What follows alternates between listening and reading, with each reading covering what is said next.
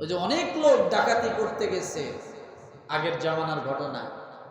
এখন ডাকাতি করতে গেছে, যাওয়ার পরে কোন ভেষ ধরে যাবে?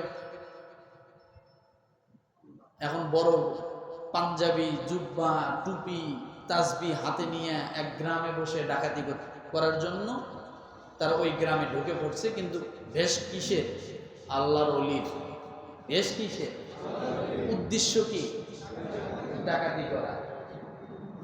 এক গ্রামে যে একটা জায়গায় বসবাস করতেছে, আর ওই গ্রামের খোঁজ খবর তথ্য নেয়, কোন বাড়ি কেমন, কার বাড়িতে কি থাকতে পারে ধারণা নেয়।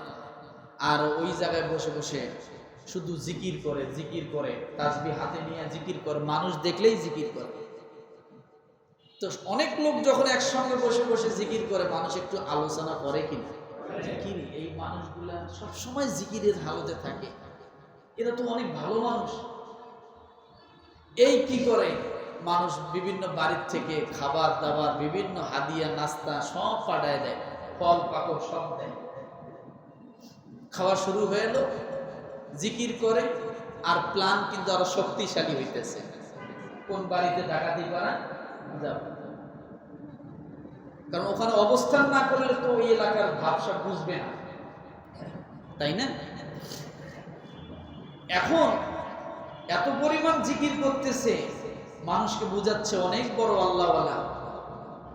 এক লোক তার একটা অসুস্থ সন্তান নিয়ে আসছে ওই ডাকাত দলের কাছে, যে আপনারা একটু আমার এই সন্তানটার জন্য দোয়া করে দেন, সে অনেকদিন ধরে অসুস্থ, অনেক ডাক্তার কবরেজ দেখাইছি, কোনোভাবেই কোনো কিছু হচ্ছে না, একটা কিছু তো করা লাগবে, না করলে তো আর হচ্ছে না। বলছে ঠিক আছে, পানি নিয়ে আসো। পানি নিয়ে আসছে, সবাইকে বলছে বিসমিল্লাহ বলে ফু দাও, আর বাচ্চাটাকে মাঝখানে বসে ঝাড়াবো, দোয়া কালাম যাই পারে জিকির আজকার করে ঝাড়ছে। দীর্ঘদিন বিছনায় শায়িত সন্তান যখন ঝাড়াঝাড়ি করছে, পানি টানি খাওয়াইছে, সন্তান উঠে বসে গেছে। সন্তান সন্তান উঠে বসে গেছে, সুস্থ, হাইটে বাসায় গেছে। এদিকে পুরা এলাকা রোল উঠে গেছে, বিশাল বড় বড় আল্লাহর ওলি এখানে আসছে, যার যা আছে কোনো সমস্যা থাকলে এখানে আসো, ওনাদের মাধ্যমে দোয়া করাও, ওনাদের কথা আল্লাহ শোনে। এক ডাকাত আর এক ডাকাতি দেবে, কিরে কি বিপদে বললেন? আসলাম ডাকাতি করতে, মানুষ যে পরিমাণে হাদিয়া দিতেছে, থোয়ারে রাখারে তো জায়গা নেই। মুরগি পাইতেছি, গরু পাইতেছে, দুম্বা পাইতেছে, উট পাইতেছে, আর কিসের ডাকাতি করা? খবর চলে গেছে বাদশার কাছে, বাদশার এক সন্তান অসুস্থ, যে ওরা কোথায় আছে, ওদেরকে রাজদরবারে নিয়ে আসো। যখনই বাদশা ডাক দিছে, এদিকে আরো কলজায় পানি আছে, এদিকে তলে তলে আল্লাহকে ডাক দিছে, আল্লাহ বাদশার সামনে তুমি বেইজ্জতি করিও না, ধরা খাওয়াইও না, যে নিয়তে আসছিলাম তার নিয়ত চেঞ্জ করে দিলাম।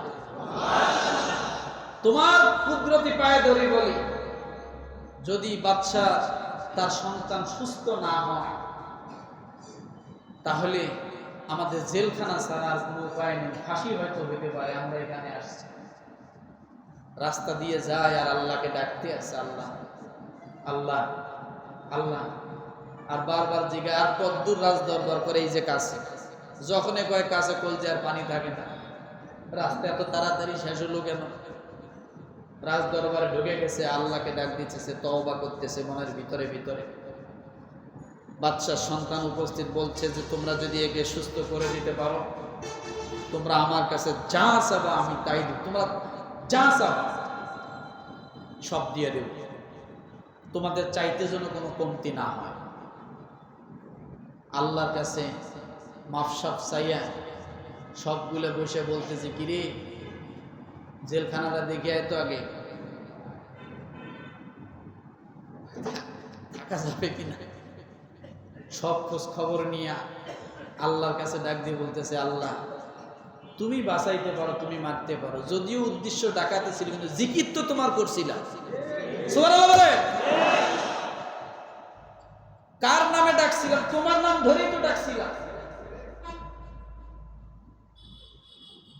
আজকে যদি তুমি এখান থেকে বাঁচায় দিতে পারো, এই যে কান ধরলাম আর জিন্দিগিতে ডাকাতির নামটা মুখে নিব না, নামও মুখে নিব না, তোমার ইবাদত ছাড়া কিচ্ছু করবো না। বাচ্চার সন্তানের চিকিৎসা শুরু করলো, ঝাড়ফুঁক শুরু করে দিল, বাচ্চার সন্তান আস্তে আস্তে সুস্থ হতে লাগলো।